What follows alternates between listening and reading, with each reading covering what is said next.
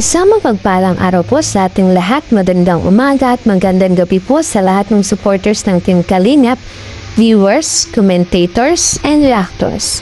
Magandang araw po sa inyong lahat. So heto mga Kalingap, meron po ulit tayong bagong pag-uusapan. Beyonce at Mama Hanzel, kinausap ng masinsinan si Kalingap Edu. Bakit kaya? Kalingap Rap nagsalita na tungkol sa issue ni Beyonce sa Kalingap. So ito alamin natin guys. Kaya kung bago ka pa lamang po sa ating munting YouTube channel, like, share, and subscribe na rin po para tuloy-tuloy ang ating kwentuhan. At kung bago pa tayo magbigay ng mga komento at opinion sa pangyayari ay tapusin po muna natin ang video. So ito na yung guys. Bago pa lamang magsabi si Beyonce na gusto niyang umalis na sa Team Kalingap, ay may mga issue siyang mga sinabi tungkol dun sa kay Kalingap Edu, kay Tito Val. May mga inireklamo siya or may mga hindi siya magandang naging karanasan daw sa Team Kalingap. So, itong mga Kalingap, madami nagsasabi na nahihiwagaan sila or hindi nila maintindihan kung ano nangyayari sa kwento ano ba totoong nangyari sa sinasabi ni Beyonce nung siya'y mga Kalingap ay nagpatulpo kasama ang kanyang ama. So ang unang sinabi niya doon guys ay ang issue niya kay Tito Val na gusto niyang ipatanggal yung mga videos na mga vlogs na kasama siya. Hindi na gusto niyang i-turn down.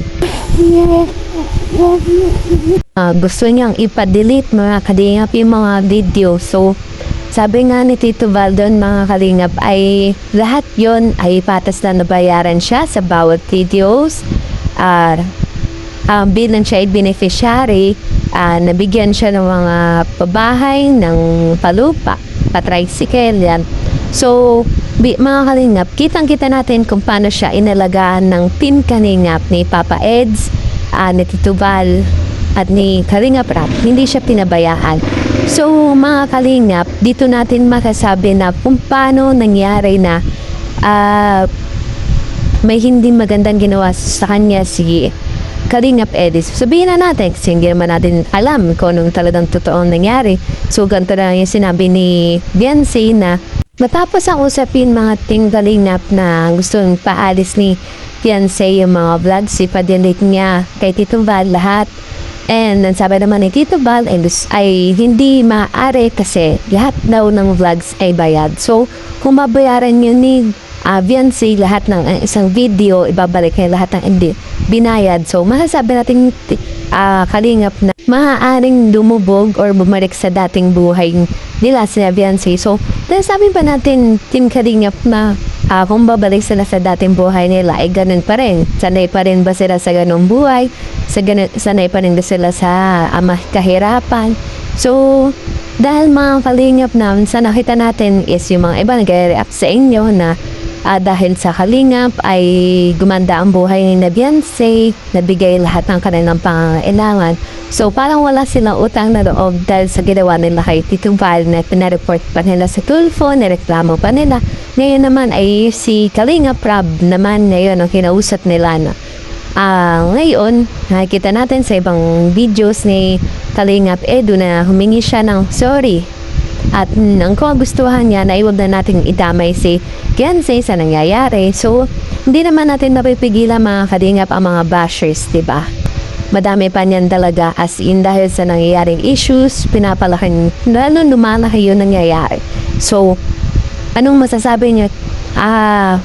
Team Kalingap, kung ano bang masasabi niyo guys kung papayad pa ba kayo na muling bumalik si Beyonce, maging okay yung lahat, ituloy ang love team, ang vlogging. Kung sa unang interview kay Beyonce sa Rafi Tulfo guys ay si Beyonce ay ang nirereklamo niya si Tito Val na gusto niyang ipa-turn down lahat ng vlogs or kung gusto niya ipa-delete lahat ng vlogs na kasama siya upang hindi na siya makasama upang parang hindi na masabi siya kasama sa Team Kalingap pa kasi nga gusto na niya nga umalis sa love team, ayaw na niyang bumalik, gusto na lang niya ng mag-solo Kumbaga, masabi natin gusto niya na magsulo.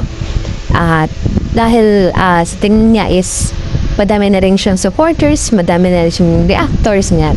So, masasabi natin guys na dun sa sunod naman na in-interview si Beyonce, dun na nalito yung madaming fans, madaming commentators, lalong natuwa yung mga bashers kasi sa sunod na pagsasabi niya is si Kalingap Edu naman yung naging dahilan kung bakit niya gustong umalis sa Team Kalingap. So, kung una pa lang guys na hindi niya gusto talaga dun sa na siya ay mapatandem o mapalove team kay Kalingap Edu, sana sinabi na lang niya nung una pa lang. Kung ayaw niya ma-issue, ayaw niya ng ganito. Kung talagang guys na mga Team Kalingap na si Beyonce ay hindi talaga nagkagusto kay Kalingap Edu, hindi siya magkakaganon. Kumbaga masasabi natin mahal niya, minahal niya, kaya siya naapektuhan din sa mga bashers, sa mga nasasabing may babae na nalilid dito kay Kalingap Edu. So, natanong ko lang kayo guys, kung kayo, mas gugustuhin niyo ba bang ireklamo pa? Gusto niyo pa bang ituloy yung love team kung ganito na ang kagulo? Para sa inyo ba, magiging mas okay pa kung magkakapatawaran sila para mawala na yung problema, magbumalik lahat sa dati. Matuloy yung vlogging, andyan pa rin yung professionalism na lang sa love team. Kasi madami naman ganyan guys, diba? Madami naman nagla-love team na talagang nagkakahulugan ng loob kasi lagi silang yung nagkakasama. Pero masasabi rin natin guys na kung halimbawa na gusto na lang nila is magstay as friends, tas gawin na lang nito yung pag-vlog is for vlogging na lang, for fans yun. Tapos ay ano guys, kayo comment kayo daw.